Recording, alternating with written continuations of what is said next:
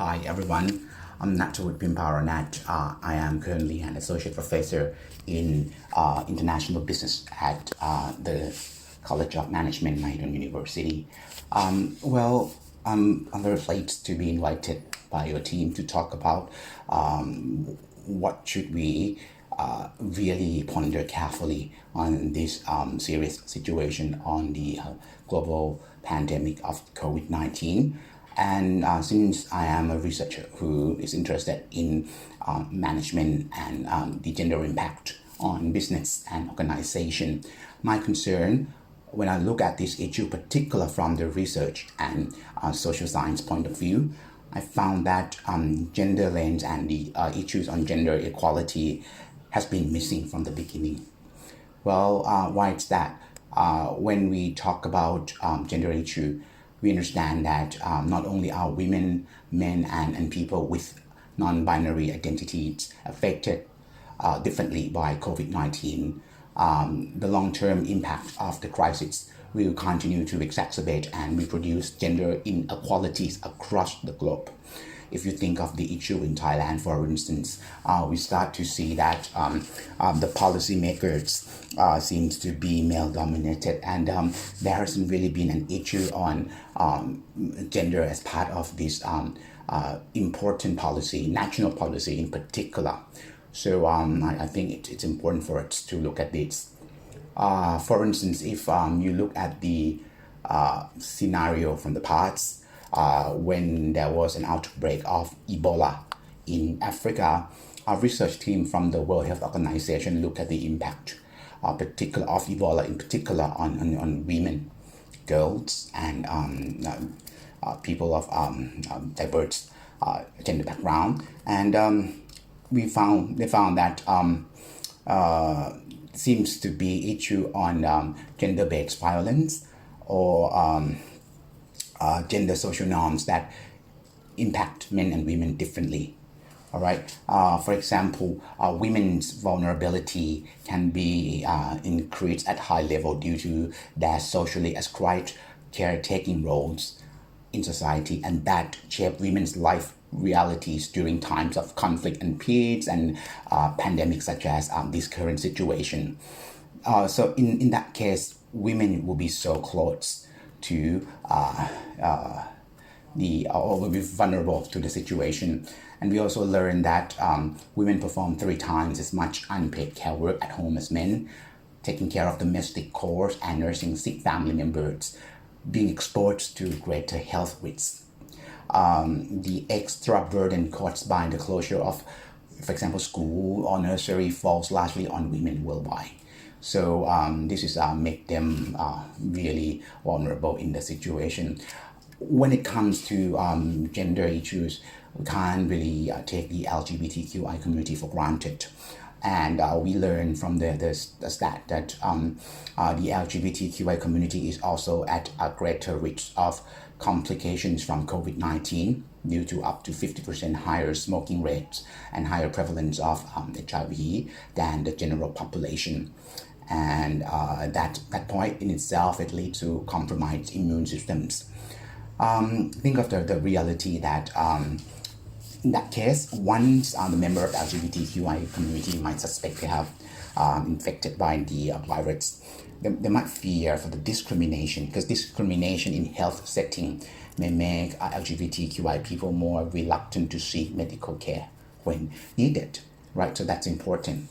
And from the management perspective, we learned that in this tough time, resource is very important, and the management is resource. It is really a 101 for us in management school.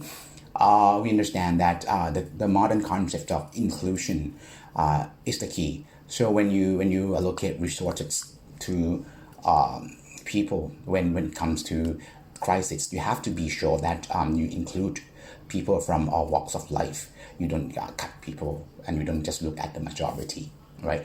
It's important. What, in my opinion, for example, movement restriction and self-isolation combined with the stress and economic uncertainty caused by COVID-19 shall further add to the risk of let's say, gender-based violence in household. If you look at stat during the time of different other period of time on a pandemic, women and girls, as well as other marginalized and vulnerable groups, such as LGBTQI, are particularly at risk. Okay, so this is really an outcry situation for me. When you look at, I mentioned gender-based violence that come to resources. We look at, for example, when we talk about getting or earning enough resources, such as food, such as medication for those who are infected in the family. If the government fail to include those who may not be able to gain access to such essential services, they will find their own means. And if there are women, girls, for example, it can be related to sex trade for food and medication, which happens in Africa during the Ebola outbreak, right? Continuing to support the meaningful work of women and girls as agents of change at the local level is a key in this time. We need to talk about the management of resources in the sense that community network should be established during this process, and it can be really powerful in shaping the design and implementation of community engagement for women around COVID-19. I also want to raise one point that in terms of issues on policy, it is certainly important that at the moment, if you look at the direction in Thailand, for instance, where we are, it has been, let's say, leading and directing by the military personnel into local situation, right? The lack of gender based issue of those who lead society on this particular critical time is an alarming issue for us. We need to get more female voice or LGBTQI members into the team in order to understand what has been done and what hasn't been done in terms of the response to the situation, because the vulnerabilities among these people can be very tiny minor point can lead into something major. We talk about the outbreak of virus. When you try to support the majority without thinking of the minority, that can bounce back if there is no clear plan on resource management, the inclusion, and talking about gender-based issue. My final point on this important situation where we all are facing, we have to think of the fact that we are combating this issue together, and the pandemic will have adverse effect on all sectors beyond protection. That can be issues such as education, food security, livelihoods, for example, right? So conflict-affected settings are likely to suffer the most. With the broader impact of this COVID-19, it remains yet to be seen.